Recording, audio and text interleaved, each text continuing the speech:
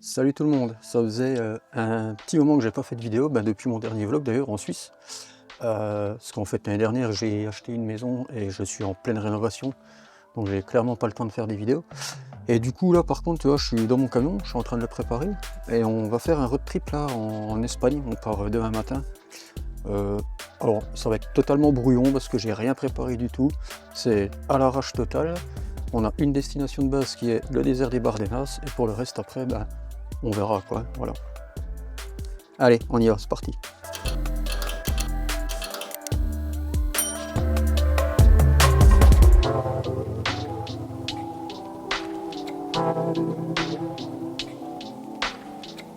Bon du coup ça y est, j'ai fait la halte chez mon cousin à Nîmes.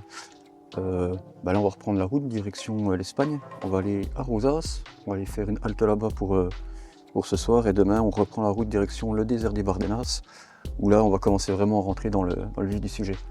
Après notre halte à Rosas, on a décidé de partir direction Saragosse vu que c'était sur notre chemin et du coup on se retrouve là-bas. Bon, après 4h30 de route, on est enfin arrivé pas très loin de Zaragoza. C'était une vraie catastrophe pour venir parce qu'en fait on a eu le vent de face et de côté, donc du coup il fallait toujours se battre contre le vent. On a de la prise au vent quand même avec le camion, mais on est arrivé là, on s'est posé dans un petit spot sympa. Si ça t'intéresse d'ailleurs, je te mettrai l'endroit où on est parce que c'est un grand terrain vague où c'est que tu peux venir te mettre avec ton van, donc il n'y a pas de problème. Et demain donc du coup ce qu'on va faire c'est qu'on va aller visiter Saragoza parce qu'il y a pas mal de trucs sympas à faire, mais je t'en dirai plus quand on y sera.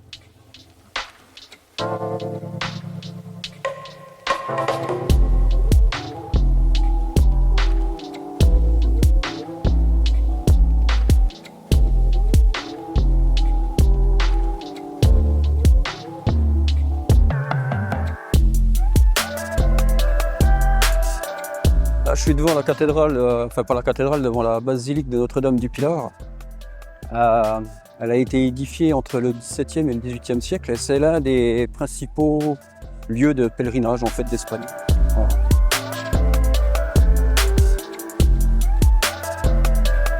La Fuente de la Hispanistad.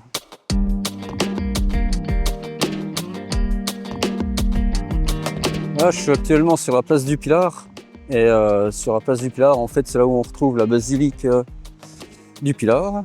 On a le palais juste après, et derrière, on a un musée.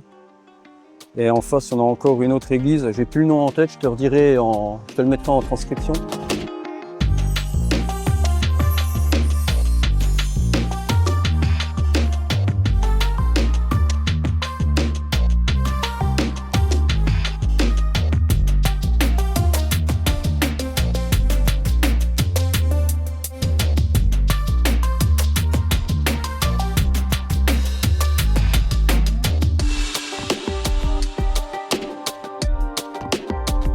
Je suis devant le palais d'Aljaferia, c'est un chef-d'œuvre fortifié tout droit sorti d'un conte de fées des Mille et une nuits.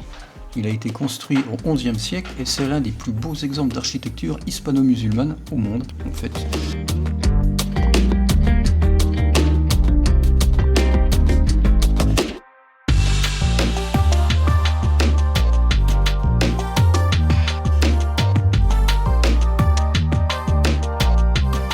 Bon du coup je peux pas rentrer dans le palais, ils prennent pas les chiens, donc voilà, à part les chiens d'assistance. Donc c'est pas grave, on fait le tour quand même, parce que ça tu peux le faire, c'est gratuit. Mais ça a l'air assez sympa. Voilà, dommage. Du coup là on va essayer d'aller trouver, il y a une tour qui te permet d'avoir une vue à 360 degrés en fait sur tout Saragosse. Donc on va essayer d'aller la trouver, normalement c'est vers la basilique. Donc on se retrouve après, à toutes. Un des gros avantages de l'air espagnol, c'est que quand tu viens entre 14 et 16 heures, tu vois, c'est vide. Alors que ce matin, c'était plein à craquer. Voilà.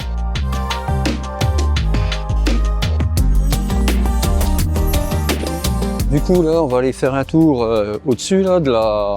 Attends, je te montre. Hop, on va aller faire un tour tout en haut de la tour là, où c'est que tu as une vue 360 degrés. Et ça vaut 6 €, donc tu as des créneaux horaires. Il faut regarder, en fait, quand tu prends ton ticket, ils te disent d'attendre, parce que c'est limité à 20 personnes. Donc 6 € par personne, et c'est Je crois que c'est 15 minutes max, voilà. J'ai oublié de te préciser, en fait, l'entrée, elle est derrière la basilique de Notre-Dame du Pilar. Et tu verras, il y a une grille et tout, donc tu arrives, là, je te montre, hop. Voilà. L'entrée, elle est là. Et il faut attendre, quoi.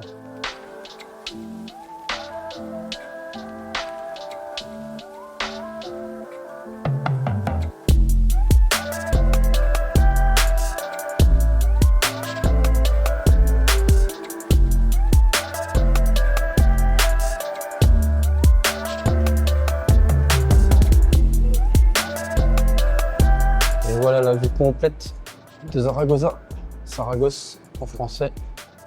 Franchement, c'est pas mal, c'est chouette. Mais bon, par contre, il y a toujours du monde, c'est chiant parce que tu es obligé de monter à 9 max, tu peux pas tourner comme tu veux. Mais c'est pas mal, quoi.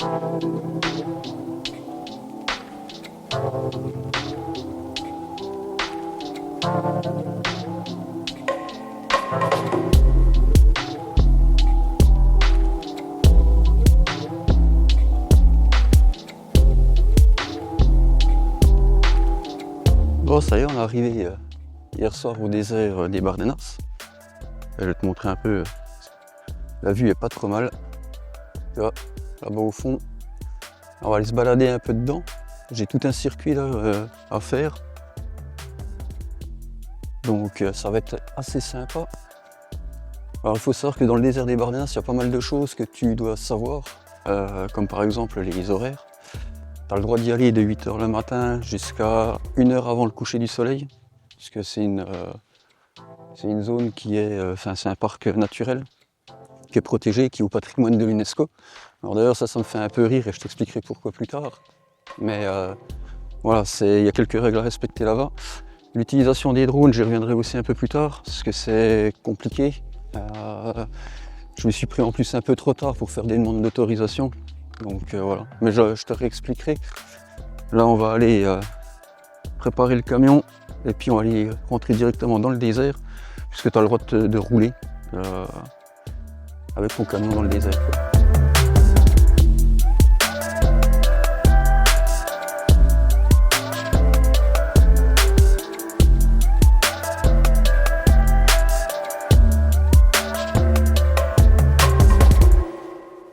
Pour revenir à ce que je te disais tout à l'heure par rapport aux Bardenas, c'est une zone protégée, patrimoine mondial de l'UNESCO. Alors il faut savoir que c'est du patrimoine mondial à l'UNESCO, mais ici il y a une base militaire, une base aérienne de l'armée espagnole.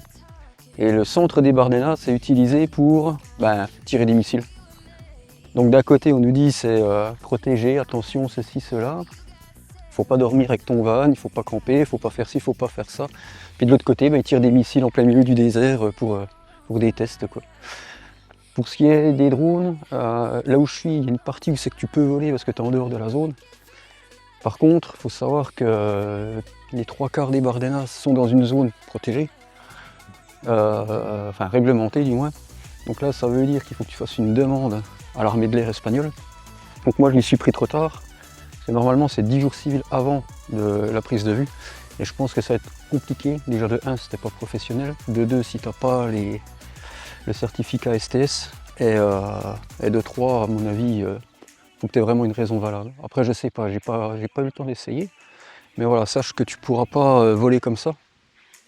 À part sur certains secteurs. Et pour ce qui est vraiment de la zone centrale, là c'est totalement mort puisque c'est une zone de tir. Donc voilà. Bon, du coup, on va aller monter là-haut par les escaliers qui sont là. Ah, on va voir ça. Tiens, d'ailleurs, pendant que je monte, j'ai repensé à un truc. J'avais fait un petit sondage, savoir si ça intéressait quelqu'un, enfin si ça vous intéressait, de voir un peu mon van et tout. Et vous expliquer un peu comment je l'ai construit tout ça. Donc j'en profiterai vu qu'on est ici là. Je ferai un petit van tour, puis je vous expliquerai dans les détails comment je l'ai fait tout ça, quoi. Voilà. Et je mettrai le lien là dans la description et dans la fiche ici là. Oh, c'est raide. Allez.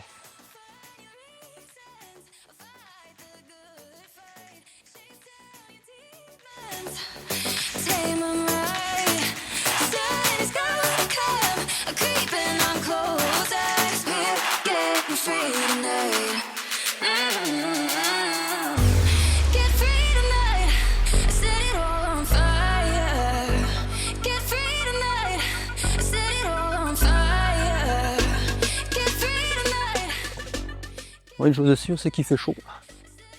On a de la chance, là il y a du soleil, parce que début de semaine, enfin dimanche, c'était de la pluie et tout. C'était pas ouf. Ouais, comme mon plan, il est pas ouf avec les camions derrière. C'est là que tu vois qu'il y a énormément de monde. Attends, je te montre. Tu vois, regarde, voilà. C'est rempli de vannes, de voitures, camping-cars. Mais vu comme le décor est sympa, c'est pas étonnant quoi. Bon, en fait là on est juste à proximité du champ de tir parce qu'on entend les avions depuis tout à l'heure passer. Et ça tire juste là-bas derrière. Là. Derrière. Et c'est assez impressionnant le bruit que ça fait, c'est des tirs de mitraillette. Donc non, tu vas où là? Ah ok, bon. Bon allez on descend. Si je peux, je vais essayer d'enregistrer le son, mais ça va être compliqué je pense. En tout cas, c'est... Voilà, ils viennent de tirer.